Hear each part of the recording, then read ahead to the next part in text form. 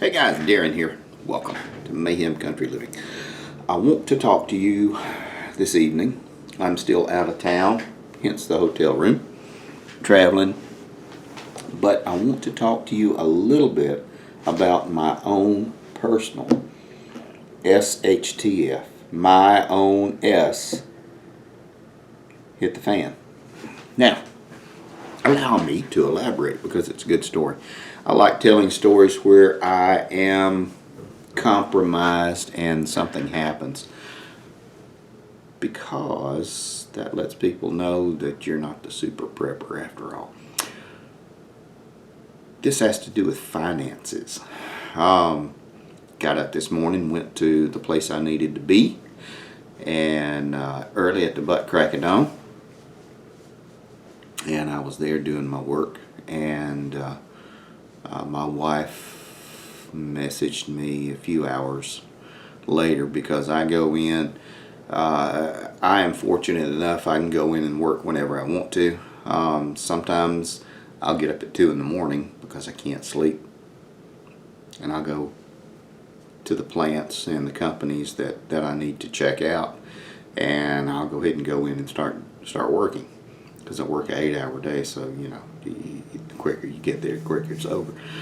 And I work by myself, so you know, nobody cares. But I had gone in and I was working, and my wife had called me after she'd gotten up. I'd already been on the job site for about 4 hours and was working. And she messaged me. First she said, "You need to call me." She knows that I work in places where it's so loud usually, even with headphones and double ear protection, you can't talk. And so I climbed out and went to where I could hear her and talk to her, and she said, "Everything's overdrawn." And I said, "Excuse me?" And she said, "Everything is overdrawn. There's no money in the main account." And I said, No. I said there's plenty of money in that account. And she said, "I'm just telling you, I got up this morning and woke up with all these alerts." And I said, I said, "That ain't good, because her birthday's the weekend, and there's money in there set aside for her birthday, for stuff." And I thought, holy cow. All right, and we pay our homeowners insurance yearly. We save up and set aside, and we cut a check to pay for our insurance for the year, and then we just pay for our principal and interest and taxes. We pay our insurance ourselves. That's how we structured it when we bought this house. And it's cheaper, and you get better coverage if you do it that way. It might not be cheaper, but it's cheaper in the long run. So it was scheduled to renew the end of the month. Well, for some reason it renewed the middle of the month, and we were like, it's kind of tough. And my insurance company knows how I do things, and I know how they do things, and somehow someone missed. And so I said, this is not good. And we had other sources, and we had other ways to to move funds and transfer funds and everything, but the dang thing was, we had money in the bank when we went to sleep, and when we woke up, the money was gone. And how much money were we talking about? Okay, a $3,000 oops. How about that? You go to sleep, you got plenty of money in the bank that you think, and you wake up and you got $3,000 gone. I don't like being bothered when I'm at work, and so I have to stop what I'm doing. I take time away from my work and go start making phone calls. Talk to my insurance agent, my mortgage company. I'm very understanding, because sometimes mistakes just happen. And sometimes you can be on the winning football team and you could be heading down towards the end to the end zone, and you can throw it, flea flick it, kick it. Somebody drops the ball. That's what it was. It wasn't me. It wasn't my wife. Sometimes in life, somebody just drops the ball. And you know what? You got to recover it. That's all you got to do. That is the concern. It's not this way. We're not playing a game of who shot John. It's we got to fix it. We got to fix it. And so then we started doing it. I stopped what I was doing and took a break from my work and spent about 45 minutes to an hour on the phone with different people and getting everything situated. And we got it squared up by 1 o'clock this afternoon. Sent the last emails out at 5 o'clock this afternoon.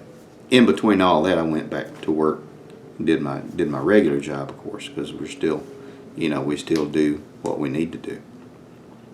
But all that to say this, and not say, oh, look what happened, and I've got all this money, because I don't.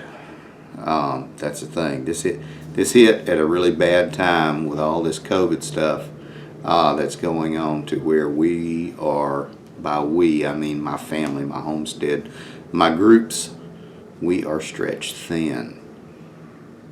So this would have been better had it happened on Christmas Eve. I'll say that. But we got some stuff set aside. Now, as a prepper, in preparedness, you not only set aside for 3 months worth of food and all that stuff, like we hammer into everybody, and food and water and shelter and security. You also have to have your finances situated as to, if you need to be liquid 1 month, you really need to do that, guys, because it saved my butt.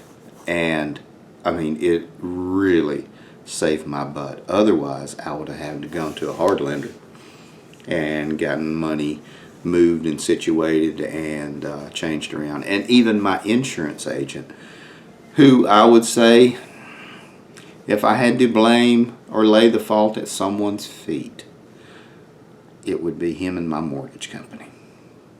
But I like him. And I told him, I said, I was pissed at you at 6 this morning. I said, but I'm okay now.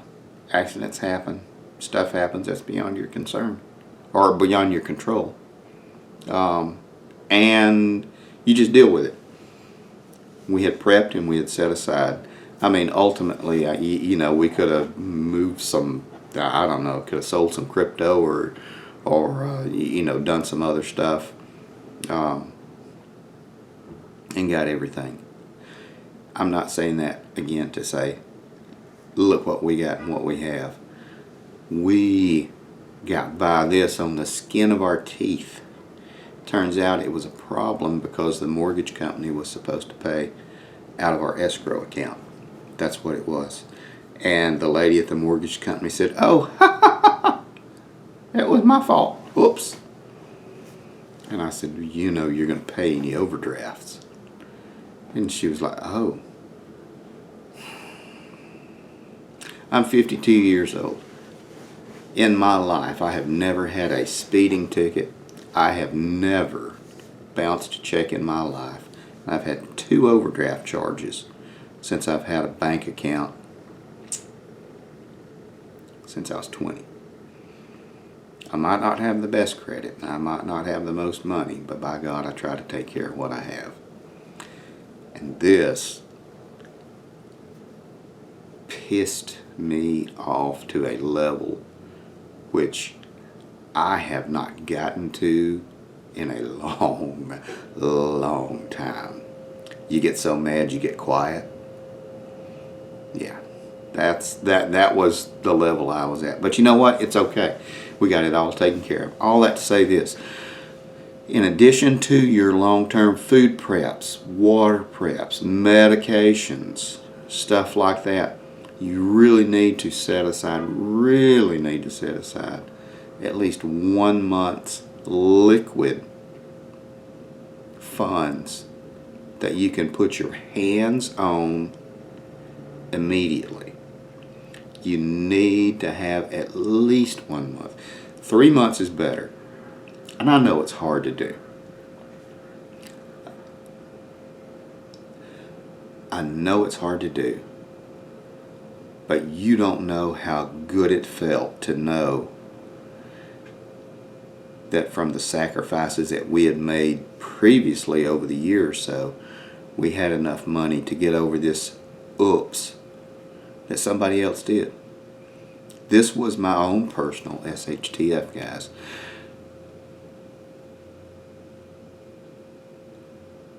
And what did it involve? It involved my house. Okay, let's break down house. What is a house? That's your shelter. That's one of the first 6 pillars. You know, food, water, shelter, security, medications, communications. You know, that's one of the big 6 right there. So this hit home. Now what does that tell me I need to do? Well, I need to pay the thing off. I'm obviously not going to do that in 1 year. Not going to do it in 5 years. Not going to do it in 10 years.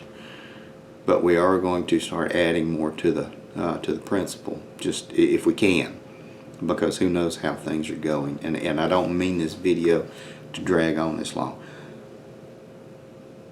But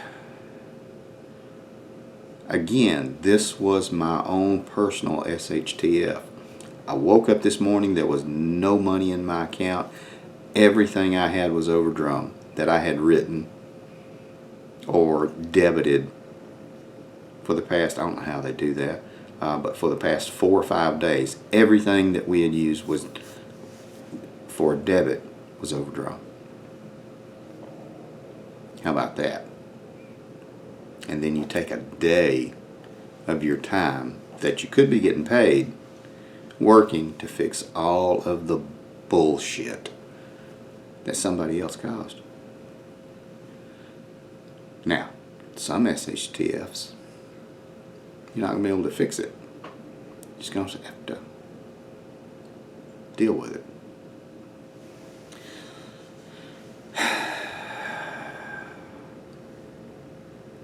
It would behoove you and me to continue prepping and set aside your long-term preps for your family and your groups, your people, your cabals, your cohorts, whatever it is you want to call them, and set aside a little bit for your long-term financial preps.